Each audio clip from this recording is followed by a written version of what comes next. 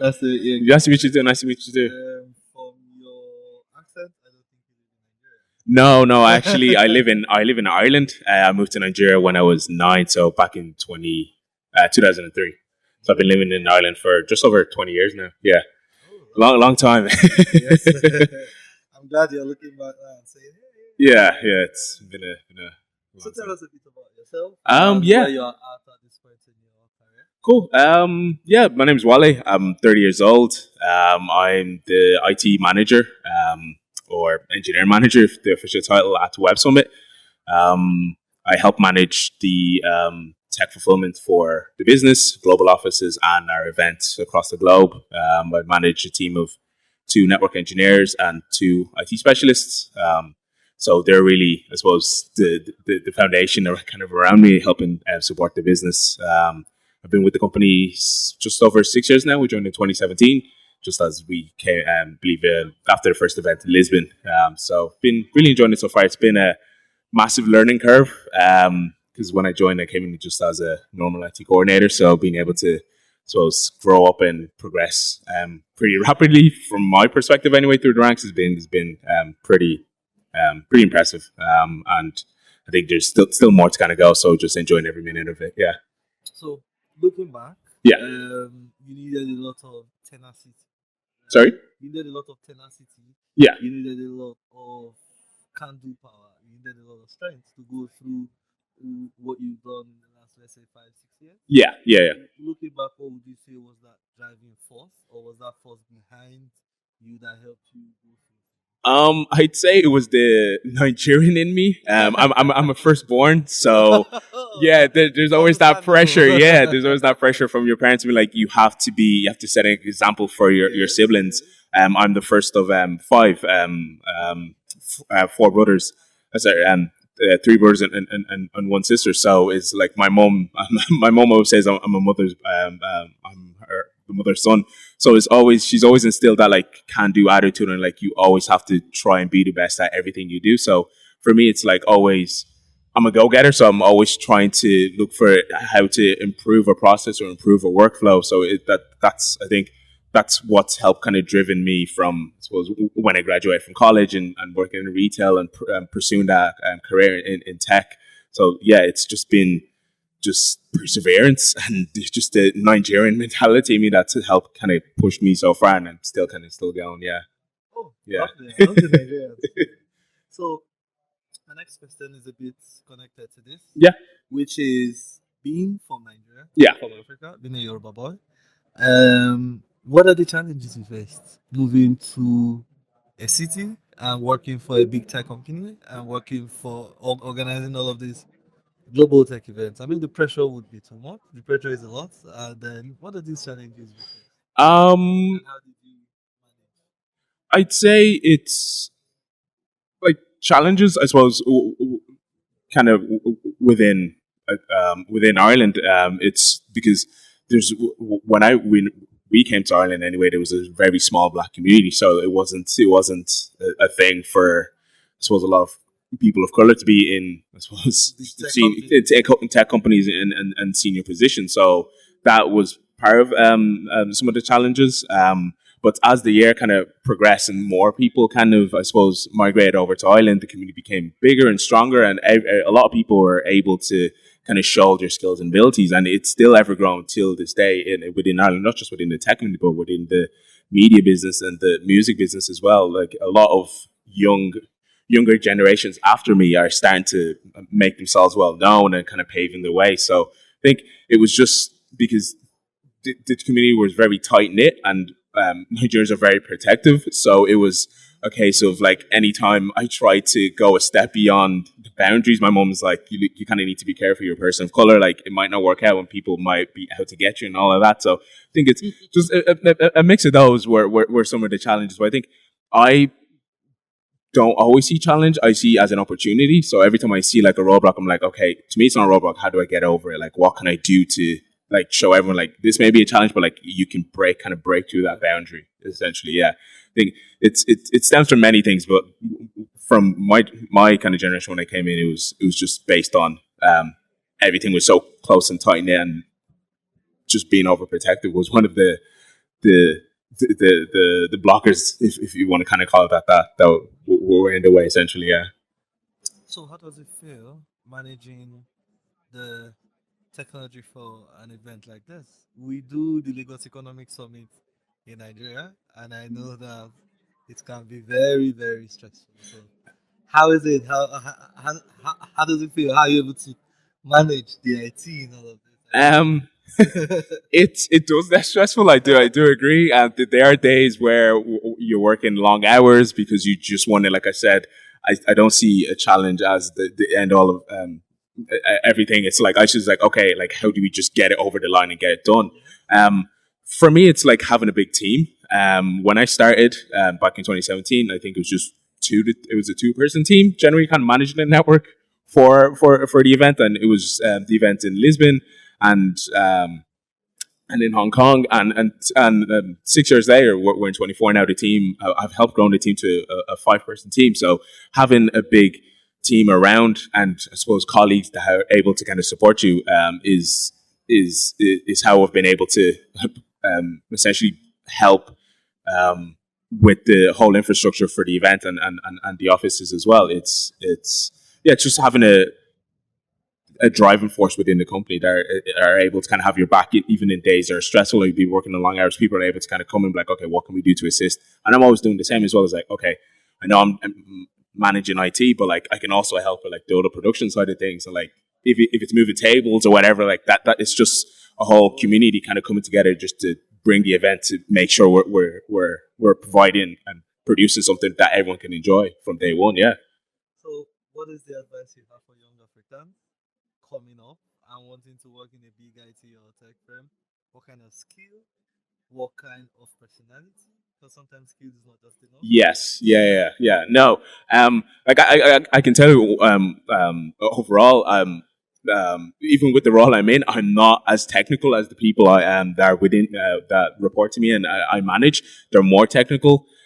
It's just always having a can-do attitude. And not taking, like I said, challenges are just an obstacle that you can just overcome. And perseverance is another thing as well. Is just always like going at it, even if it seems bleak, even if their days are long hours and you're always finding yourself, because within IT, you just find yourself always repeating the same thing. Have you turned it off and turned it again? Have you checked this? Have you checked that? It's just always pushing forward is the attitude I would give, and having other soft skills as well, like communication skills is a great thing to have. It opens a lot of doors for you, not just within tech, within other things as well within the business. If you look into venture into operations, project management, there are all other skill sets that really tie in with tech that most people wouldn't think of. Like a lot of people see tech and they think it's just ones and zeros and you just at your computer all day. That's I would say about 20% of my job most of the time. I'm really like I'll be in meetings, like even like I said, I'm in another meeting after this just to talk about like how we can scale our network across other events as well, and like how we can bring other suppliers and support onto the team, and how we can supposed to make things bigger. So it's that those are some of the skills that you kind of need to have. Is not just technical, but like having great soft skills, can do attitude, just overall just being a really hard working person. Yeah. Yes. That's nice. So let's take it back home. Sure. Sure. How connected are you to your Yoruba roots? And is there any project or program that you're sort of like doing? To be honest, I wouldn't say I'm not as connected as I feel like I should be. I kind of always forget that every day. Like I like even though I live in Ireland, I don't live with my parents, but I see my parents like every 2 weeks. But just kind of to kind of catch up, and we'll just kind of reminisce about like I suppose the struggles that my parents had to go through to kind of bring me and my little brother into Ireland and build a family. But I'm I think to summarize the answer, I would like to be a bit more connected. So like it's just spending days with my mom, just chatting, just going through history lessons with her, talking more about like her parents, my grandparents, and more about like my cousins overseas and stuff like that. But yeah, it's something I'm still trying to thrive and learn, because I moved to Ireland at a very young age. So like it was that I suppose Western and English mentality, and moving to a different country was just instilled in me in a very early stage, and like I kind of just grew up with that. So like there's days I'll talk to my mom. It's like, oh, we should take a travel back home to Nigeria because she's been there back more than I've been. I've just been with work and stuff. I haven't been able to schedule things. So that's something I'm looking to kind of improve on. Um, so to kind of touch on your second question around like other things I'm kind of working on. Um, Even with the business, like I don't see like working 9 to 5 as the end all and be all. Like I'm always a person that's always looking for like the next opportunity, even if it's like working on it while working on my 9 to 5. So I started a media studio with two of my friends who are also one's Nigerian and one's Congolese. So it's like two versus one, and it's always been a fun conversation every time we kind of meet up. So it was like whose jollof rice is better. So it's always an it's always an interesting debate. But yeah, we started a creative studio and partially a media studio called Vision Lab. So that's another project I'm kind of working on the side, and it's kind of skyrocketed a lot more than we kind of expected over the last 3 years. Getting work going on collaborations with the likes of Guinness back home, which has been good. Working on other projects with other collective teams within the business as well. So with the business, it's more so creating a hub where people can come and showcase their talent and work on projects that they'd like to work on, because like that's the thing within Ireland is not many places would have, I suppose, the abilities and resources for people to work on, like if they want to do a podcast like we're doing right now. Like within the studio, we've created a podcast studio where people can come create a set. If it needs to be like a couch and two mics. Sorry? No, it's in Ireland. I know one of the other things we're looking at is that we only have one studio, so part of our end of year goal is trying to expand it to other things as well, other cities as well. So if it's a case that you never know, like if we have someone back home in Nigeria that we could work with and create another one in Nigeria, that'd be great. Yeah, look, that'd be great. Yeah, so like it's podcast studios and then music studios as well for people that want to come in and record the music, and photography studios as well. So it's like a kind of a multimedia hub where like you're not restricted by what's there. Like your creativity is as endless as you kind of want it to be. Yeah. Lovely. Life lessons. What life lessons have you learned that you want to share? Life lessons. That's a curveball of a one. Yeah. I'd say is